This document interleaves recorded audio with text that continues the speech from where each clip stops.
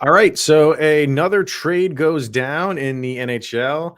This one doesn't involve the Colorado Avalanche, but it does involve the player that some people thought they might have been attached to, maybe a little bit of a long shot. But hey, you heard the name Bo Horvat in the Colorado Avalanche, but he goes to the New York Islanders. And what Vancouver got in return made me think Avalanche could have been involved in this. They didn't get a king's ransom for an excellent player.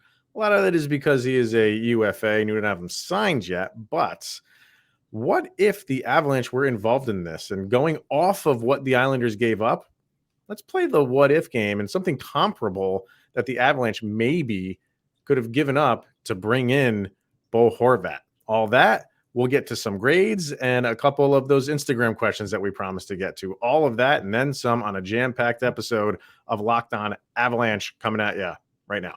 You're Locked On Avalanche, your daily podcast on the Colorado Avalanche. Part of the Locked On Podcast Network, your team every day.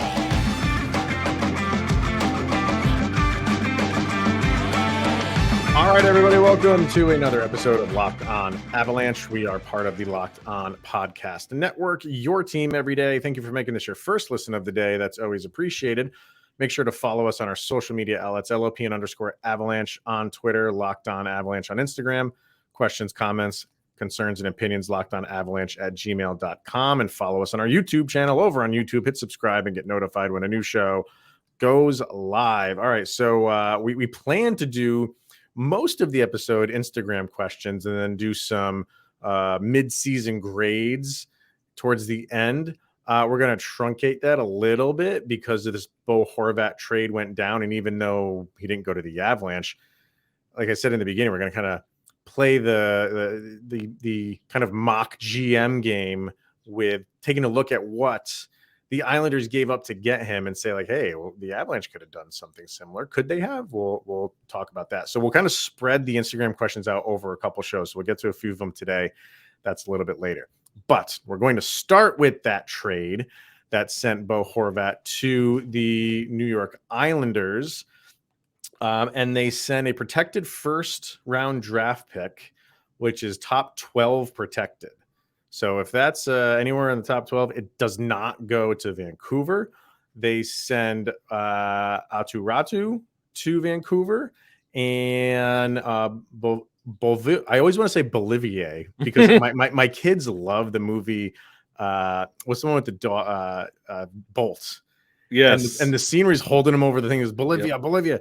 But it's Beauvillier, I believe is how I pronounce it. I can never pronounce that name correctly. So it's one of those words. And that's it. And I love doing like kind of like my own version of like scouting and looking at like draft picks and getting ready for the draft I love doing that stuff. And last year I didn't do it at all because the Avalanche didn't have a pick in the first couple rounds. And then they traded their third round pick and they had no picks until like the seventh round or something. Yeah. So I did no draft prep. But the year prior to that with Aatu Räty, I was kind of hoping a little bit of hope there that maybe he goes to the Avalanche because he was early on thought to be potentially the number one overall pick that year. And he fell off a cliff. And people were thinking like, he might drop out of the first round. He eventually did. He went to the Islanders like midway through the second round. So that like he's raw. He has a lot of talent. So you get that. And I don't know, man. Like I'm sitting here thinking like, okay, what could the Avalanche have get? First of all, I do want to get your thoughts on the trade. So go with that. And then we'll talk about what the Avalanche could have potentially given up for him. I feel like the trade was a little silly. What are the Islanders trying to do? Like when you're thinking of rental teams, like a piece here or there, you're thinking of like Pittsburgh, Washington. Oh, sorry. You're thinking of like Pittsburgh, Washington, Boston, New Jersey. Yeah. But the Islanders, like Bo Horvat's not going to get you a cup. So it did not make sense to me, which honestly, it makes me think a little bit deeper into this Bo Horvat situation. Yeah. Because it was just a couple games into the season that he started this, I'm ready to get out of here. I'm ready to get out of here. And then with the Ryan O'Reilly approach. Not necessarily. Like, I think at the beginning of the year, he wanted to stay and he was trying to get a deal worked out, and they weren't really willing to want to pay him, which is kind of a head scratcher. And then I think as the season went on, I think he came to the realization of like, all right, I'm not going to be here anymore. Like we're going through these, just this cycle of, people are talking, and we're getting nowhere. So I think more recently, I think he kind of felt like, yeah, I'm on my way out. But when the season started, he didn't want to leave. He wanted to get a contract done. And for him to go the route of not keeping it like in-house, or the like, we'll address this when the season's over, or like it was every other day, every week there was some little tidbit. So looking at it that way, I'm trying to understand, were the Islanders the only ones biting? Because the longer you waited, if you're Vancouver, the closer this gets to the trade deadline, that's when you have teams giving up way too much to pull in a guy like him. So I'm a little bit surprised that happened, because he was probably the number one fish for the trade deadline. And as far as the Islanders go, you have to think they feel that they can sign him because he's unrestricted. So they have to feel like they're pretty confident that they can, or that they can make some sort of a run. Like, they're not that far from a playoff spot. Can they make the playoffs with Bo Horvat? Yeah, they can. They definitely can. Can they make a deep run singularly because of him?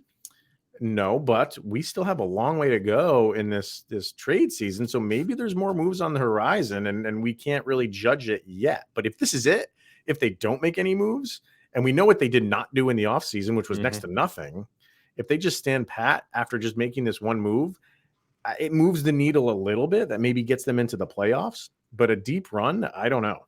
Let me ask you a question before we go. You ask me the Avs-related question. Mm-hmm. The trade deadline's in a month. A little more. Mm-hmm. Would Bo Horvat's trade value go down in the course of a month with the play that Vancouver is? Do you think Vancouver thought they could cash out now and get the maximum amount of value? If they were thinking that, then they need different people running that team. We've been saying that for a while. Yeah, but because what Horvat is doing, like he is a shining star on that team right now. True. There's no reason to think that was going to diminish at all over the course of a month. Even if he did have a bad month, the points that he's got so far and what he's done so far, people would still be just throwing. I think there's a lot of teams out there right now that are shocked this deal went down now, because I can guarantee you there were a lot of teams talking to Vancouver, sitting there like, okay, I guess you took that deal, and we were talking. And I think you got to think that the Avalanche were in on phone calls. I don't think the Avalanche could have landed Bo Horvat. I think well, my initial thinking was it was too rich for them, right? And my other thinking is like, they don't do this. They don't go after the number one fish for the trade deadline. Although they were going after Claude Giroux last year. They're always in the mix. You always hear their name when it comes to a big name guy, and they just don't seem to pull them in when it's the trade deadline. And I think a lot of that is because it's the Avalanche who don't want to give in so much. But if you're looking at this and you're like, okay, a top 12 protected pick, you get Beauvillier and you get Aatu Räty, who is a prospect, maybe a top 3 prospect in the Islanders prospect pool. Depending on who you're talking to, he could be a 1, 2, or a 3. I don't think he'd be anywhere outside of that. What would it be? What would it be if you're the Avalanche? And it might be a little bit different. You can't just go off of, say like, well, it's a guy who's 25 years old, who's got 20 points on the season, which Beauvillier does. And Aatu Räty, who is 2 goals in 12 games. So what would you say could have gotten a deal done in a number 1 pick? But go ahead. Just a little fun fact. This struck me as you were talking. Bo Horvat is going to the All-Star game as a Vancouver Canuck. Yeah, So that's going to be interesting to see what happens. I think they should just leave it. It's the All-Star game. Like let's not just start moving people around. Like, who cares? Just leave them on the division he's in. I think when you were listing off what the Islanders gave up, I think that first round pick, I think that was number one thing I know the Avalanche would not be messing with. They don't like to give up first round picks. And they've been vocal about it this year.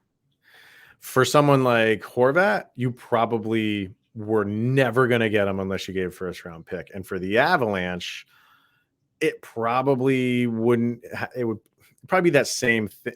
The Avalanche would probably say, like, let's do a protected pick. But I mean, you have to assume, and the possibilities of the Avalanche making the playoffs, you still have to feel are pretty good. So I think they would just have to go unprotected. I think that would just have to be a first round pick, no matter where it is. And the thing that worries me about it, you still have, like, Bo Horvat is a rental. You have to entertain, do we even sign him for next year? Where does he fit in the long-term plans? You have a lot of long-term UFAs on the Avalanche right now that you're trying to figure out. So if the Avalanche, I think if they were continuing on with their losing streak, I think this would have been easily entertained. I feel like the Avalanche are starting to believe what we were saying yesterday, that they're getting back on track. And I think they might have been initially in this, and I think they might have pulled off this because of that first round pick. And honestly, if you're giving up anything on this roster right now, I don't even know where you would start. Let's just say, so they gave up a player who's an everyday player and a prospect. Who would it be? Who's your everyday player that you'd have to give them? I know everybody's screaming right now, getting, like, I can hear the keys on the keyboards typing right now. You gotta move Sam Girard with the contract and everything. But honestly, I don't know if I saw that trade, if I saw a first round pick, Sam Girard, and insert Eagle player here, I don't know if I would be content with that. I'm sure there's a lot of people out there saying, like, definitely throw in Girard. I don't know if Vancouver would want a defenseman in return. So let's just play that game of they don't. If you're going off of points, and Beauvillier has 20 points on the season, guess who has exactly 20 points on the season for the Colorado Avalanche? Alex Newhook. Ooh. I know. I mean, and you know how I feel about Newhook. I don't think he's going anywhere. And I don't think 16 of those points came in this last month. Yeah, I don't think he's even really on the trade market. But I don't think Newhook would be on the table because he is more in the plans. He's kind of like he would be the like what the Aatu Ratu would be on the age factor, not on production factor, on the age. So I don't think he's included. I think from the prospect age pool, I think you would have to part with somebody that you wouldn't want to, and that somebody could be someone like Jean-Luc Foudy. It could be Oscar Olausson. It could even have been Ben Myers. They might have wanted something from the Avalanche that are playing right now. Like it's different between the Avalanche and the Islanders, because the Islanders are that mid-range team, so they can give guys like that up. If you're going after the Avalanche, you want to kind of hit them with guys that are playing right now that are still, like, Ben Myers fits that mold. And I'm not saying I want to give up Ben Myers. I'm just saying if you were Vancouver, this is who you would ask for. You probably would ask for somebody, or maybe long shot Sample Ranta. I don't think you'd go after him because he hasn't really shown too much. Ranta's not on that, like, Aatu Ratu level where the possibilities are better with Ratu. But it probably might have been someone like Foudy. My three would be Foudy, Olausson, and Myers. Now, as far as the player goes, sure, you can put Sam Girard in there, but again, with the defensive thing, I don't know if that's what Vancouver wanted in return. And then it gets dicey because the Avs don't. You're not going to give Vancouver someone that is going to be a rental for them. That's not how this works. Like, you're getting a rental in return. They don't want a rental back because long term that means nothing to them. So who would it be? God, I mean,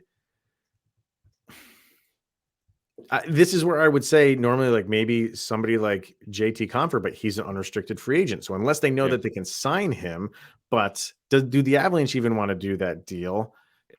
And what's the benefit for going rental for rental? You can't do that. Rentals work one way.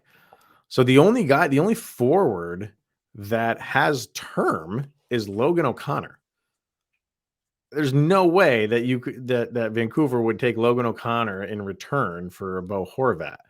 Lehkonen too. You're not giving up Lehkonen. Your term guys. You're not giving up Mikko, McKinnon, Nichushkin, Lehkonen. Yeah, that's what you're working with term. It's right. LOC and then the big guys, or Alex Newhook, because he's a restricted, and then they retain those restricted rights, and then they can sign him for a long term.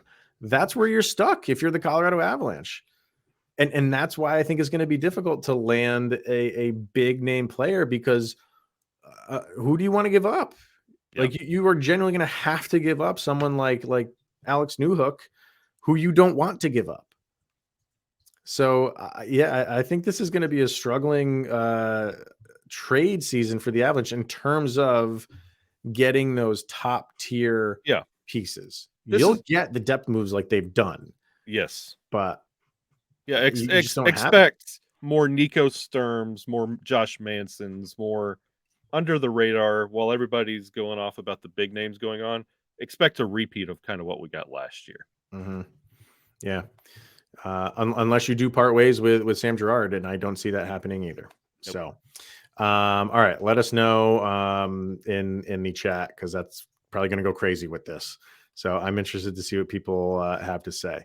All right, going a little bit long in the first segment, but it was warranted. So, all right, let's move on to FanDuel. We'll hear from FanDuel, and then we'll get to a couple of those Instagram questions.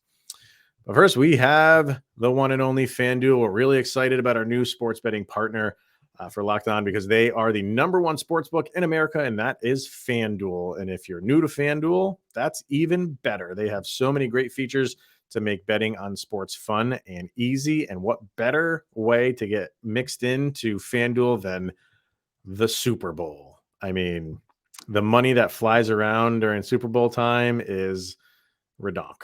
And it's a tight line from what I'm seeing as well.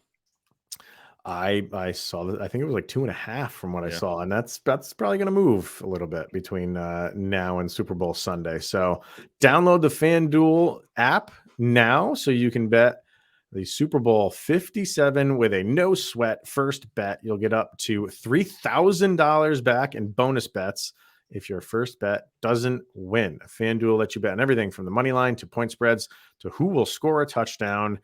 And the Sportsbook app is safe, secure, and super easy to use. And best of all, you get paid your winnings instantly. So join FanDuel today at FanDuel.com/locked-on to claim your no sweat first bet on Super Bowl 57. That's FanDuel.com/locked-on. Make every moment more with FanDuel, the official sportsbook partner of the NFL. All right, so let's get to we're going to do a couple questions today, some tomorrow, maybe even. We got some time to kill, dude, because we have sure no games. We have no games until like August. So we'll get to a couple Instagram questions today. And then we still have grades to get to as well later on. So we'll start with this one. This is from Ms. Liz Porter. It says, if cap was not a factor and you could only keep one guy, who would it be? So when she says a cap, meaning like you could go over the cap. No cap. Because if cap was a factor, I keep all these guys. But I think what she's meaning is like per guy. Like you could go over the cap or whatever to sign one of these guys. So who would you, if you could only keep one of them, who would it be between JT Compher, Andrew Cogliano, Alex Newhook, Evan Rodriguez? There's your four. You can only keep one. This is like a fantasy draft. The other guys go in, or an expansion draft. The other guys go away to draft land. The team knows 4. Who would it be? Newhook. Easy. Easy. Why so easy? Cogliano, we were talking about Darren Helm riding off into the sunset and giving him this whole like tribute. Mm-hmm. Cogliano's just as old. I mean, let's not Cogliano is probably number 4 for me, just simply because of the age factor. And production wise, he doesn't give you what the other 3 guys give you, clearly. And then like head to head, Newhook and JT. Like Newhook is the future. Right. And you're betting on more of the same with JT. I think it's so tough. Like if I'm ranking these guys, 1 and 2 is difficult, and that's between Newhook and Rodriguez. I would put JT at 3 and Cogliano at 4. And I go back and forth between Erod and Newhook. Newhook because of still the potential of what he has. You've seen glimpses of it. You've seen it recently, glimpses of it. And when you see that, you're like, oh yeah, he's number 1. And put him at number 1. Erod has just been really just consistent this entire year. It's going to be difficult for them to re-sign him this year. I thought he played himself into a pretty good contract going into this year. For whatever reason, nobody wanted to give it to him. Yeah. So he did the 1-year flyer for the Avalanche, and I think he's going to cash in on that next year. Now he's 27 years old, I want to say. He is 29. Erod is 29. Wow. Yeah, and he's the thing that worries me about Erod. He is everything is advertised, production wise and health wise. So it's a little give take, push pull. I like Newhook a little bit better when it comes to that maybe. And I don't want to say here say like 29 is old. Yeah, those whippersnappers. I mean, I'm just 26, so I can understand. Yeah.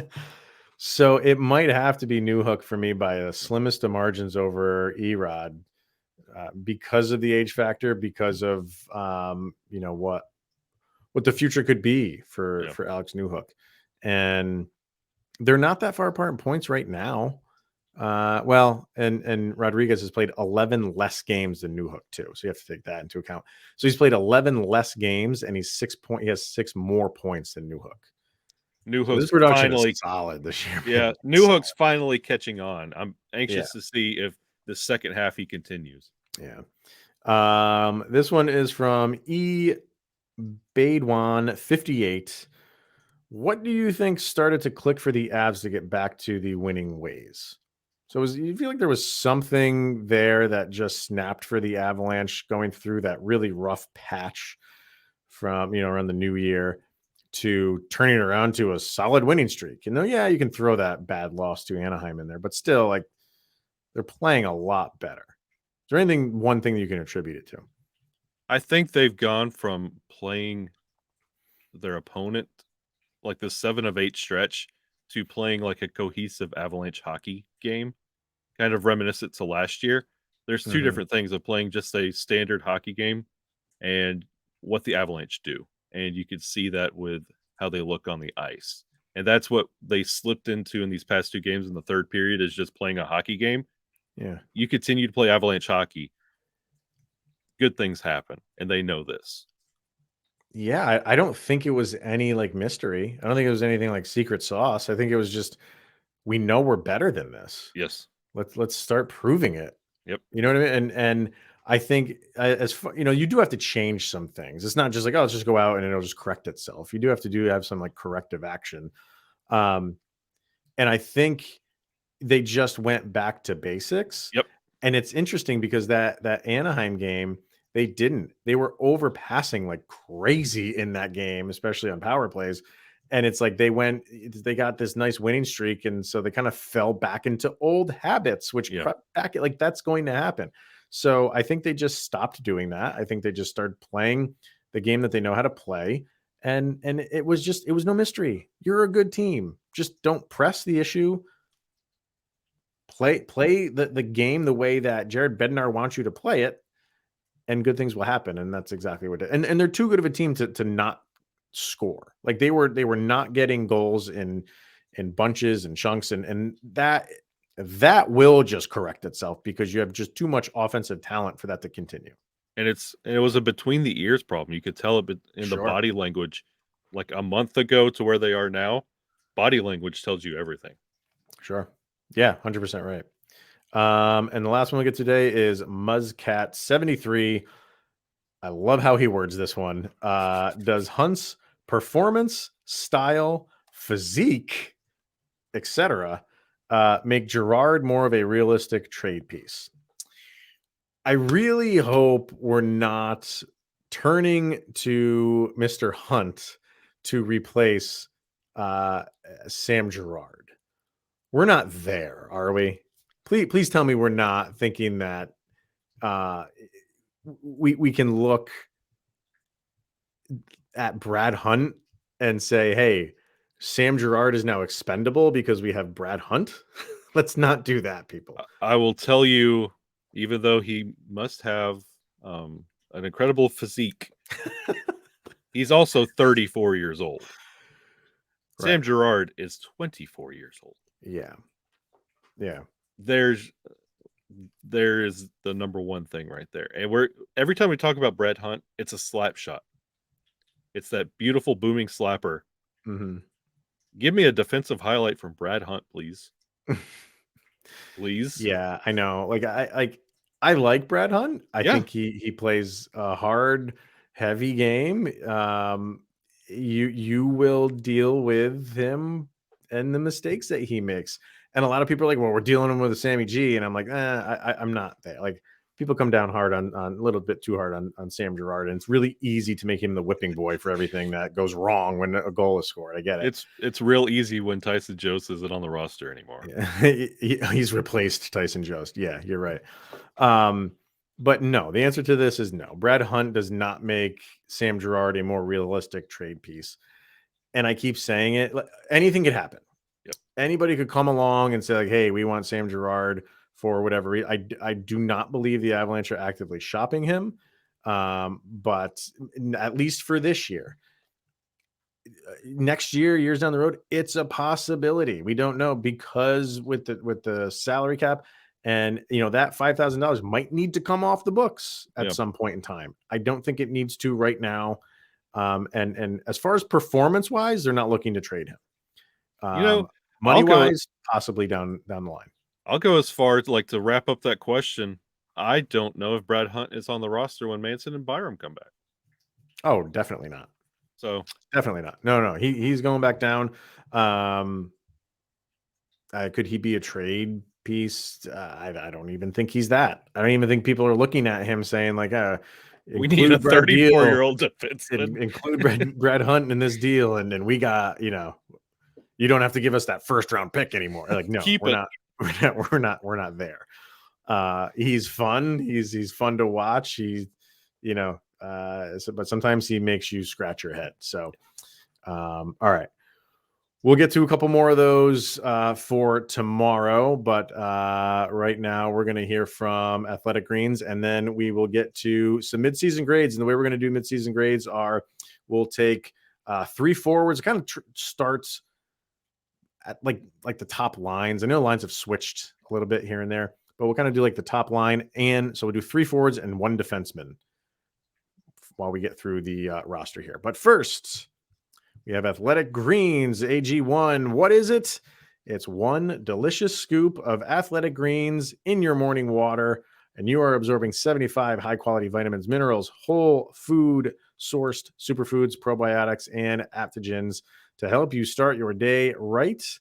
And a special blend of ingredients helps support your gut health, your nervous system, your immune system, energy, recovery, focus, everything that is important to you. Like we said, just 1 scoop in your morning water. It's a lifestyle friendly product, whether you're eating the keto, paleo, vegan, dairy-free, or gluten-free diets.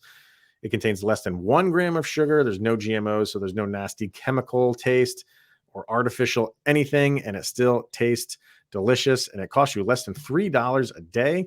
And when you're investing in your health, what can go wrong? It's cheaper than your cold brew and coffee habit. Right now, it's time to reclaim your health and arm your immune system with a convenient daily nutrition It's just one scoop in a cup of water every day, and that is it. No need for a million different pills and supplements to look out for your health. And to make it easy, Athletic Greens is going to give you a 1-year supply for free, the immune supporting vitamin D, and 5 free travel packs with your first purchase. All you have to do is visit athleticgreens.com/NHL network. Once again, athleticgreens.com/NHL network to take ownership over your health and pick up the ultimate daily nutritional insurance. All right, grades. Mid-season, a little bit past the mid-season, but we're at the All-Star game, so we kind of consider that the mid-season.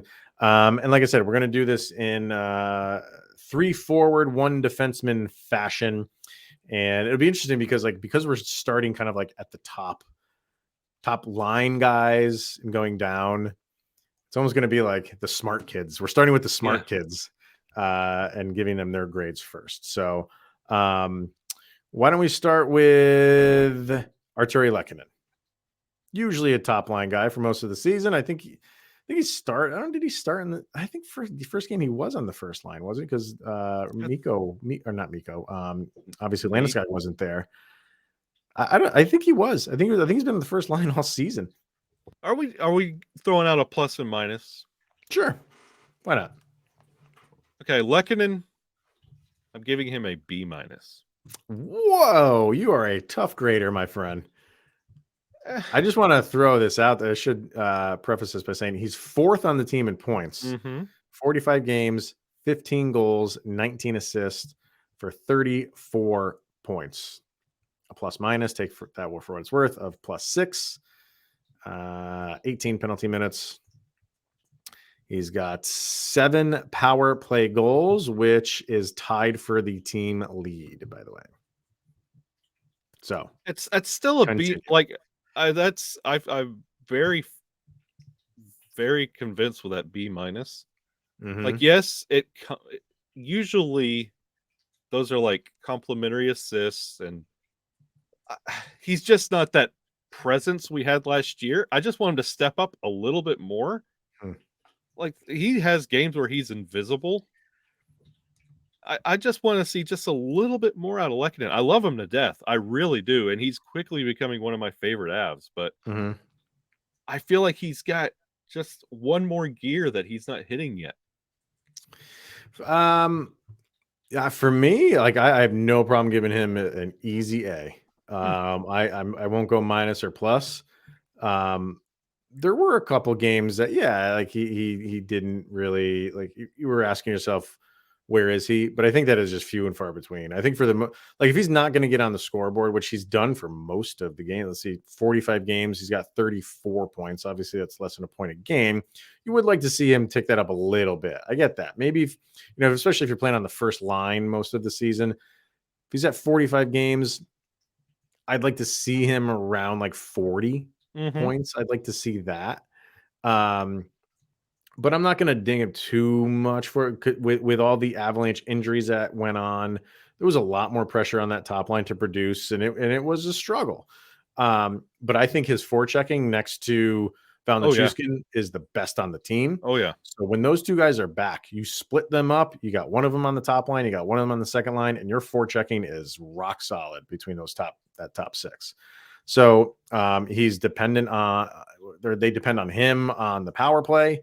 So his role on the team is massive. And I think that, he's handling it just fine. Like, if you're just looking at his points saying like, he doesn't have as many points as I'd like him to have. Okay. Like, I'm not going to fight you on that, but I'm not going to move his grade down because of that singular thing. I get what you're saying. Like, I want to see more out of him, but I don't think it's because of him. I think it's a lot of Avalanche players have been put in a tough spot this year with the amount of injuries that they have, and he's one of them. It's one of those situations, and my last point on Lehkonen. He's been on that top, sometimes second, but he's been up there. That means people are covering Nathan MacKinnon and Mikko Rantanen. So you're floating around. You have the opportunities, and if they're not there, you're right up there because you're expected to get the points. And when those lines are healthy and Nate and Mikko are there, they could give you the puck because the defense is on them because they know what to expect. So you have more opportunities. I just would like to see a little bit more. Like All right. he has games where he'll show up as a secondary assist or like your third goal, but I just want to see just a little bit more out of him because I know it's there. And this is not a B minus because you're terrible. No, I know he can do so much more. All right. Fair enough. We'll move on over to Nathan McKinnon. So, what do we got for him? Second on the team in points in only 37 games. He's got 13 goals and 41 assists for 54 points, a plus and minus of 15. Only 4 power play goals, which you'd always think that he would be, kind of up there. That's why he's trade bait. Yeah. But 19 of his 54 points do come on the power play. So he's, it seems like for the past couple of years, like his goal scoring is taking a little while to come around. And once it does, he just takes off like a rocket. So, I mean, he's an A for me. Yeah. I think by the end of the year, I'll throw the plus at the end of it, assuming everything keeps going. But he's a superstar and he's every bit of it. So yeah, that's an easy A for me. Yeah, flat A because I mean it's Nathan McKinnon. He just hasn't had that Nate Dogg game yet. Yeah, I mean, well, what was the one? Didn't he had like a 4-point game recently? I can't remember who that was against, but you're going to expect that from him every once in a while. What I do want to see is like the game that just happened against St. Louis, like when they got all the momentum. I want to see you step in and be like, "Yep, we're ending this." Yep. So I do want to see stuff like that happen. So, yeah, I think that's an easy A. We'll move over to Evan Rodriguez. So, what do we got? Let me get to the stat page. Erod, 37 games, same as Nathan McKinnon. 11 goals, 15 assists for 26 points. He's got a plus minus of 5, 5 power play goals on the season for him. So one more than McKinnon. And let's see, 8 total power play points. So 3 assists, 48% on faceoffs. I like the guy, man. I really enjoy watching Evan Rodriguez play. I was really hoping they were going to sign him. He was a late free agent signing, I think he signed after Kadri signed, if I'm not mistaken. So I think he was even later than a Kadri signing. So I was really hoping they would get him. So it was just for a 1-year deal. I really hope this isn't like a Brandon Saad thing where we just have him for 1 year and then he's gone, and he did really well the 1 year that he was here. I'd give Erod, man. What do you give him? He's a B minus. He played up to this B minus. Lehkonen played down to his. See, I'm hovering on like a B plus A minus for him. I